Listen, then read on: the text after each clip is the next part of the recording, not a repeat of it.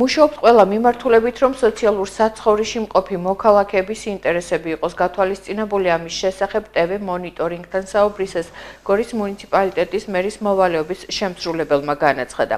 სიმონ გულედანი ამბობს, რომ ეგრეთ წოდებულ ნარკოლოგიურ შენობაში მცხოვრებლებისთვის მოწესრიგდა სველი წერტილები. შენობას ჩაუტარდა კოსმეტიკური რეაბილიტაცია.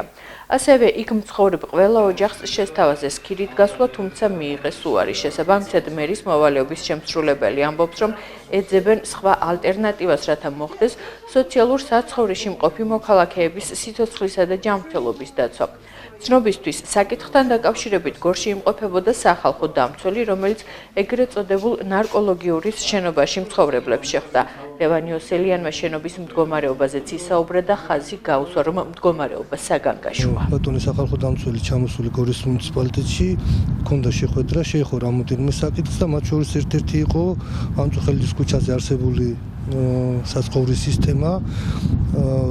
აღნიშნულთან დაკავშირებით მინდა გითხრათ, რომ მუნიციპალიტეტმა ჩაატარა რამოდენიმე გარკვეული სამუშაოები, რათა ხელი შეეწყოს ჩვენ მოსახლეობას და საყოფაცხოვრებო პირობები იქნას გაუმჯობესებული, მოეწყო საპირფარეშოები, აბანოები, აბაზანები და შესაძლებლობის ფარგლებში ჩატარდა კოსმეტიკური რეაბილიტაციაც.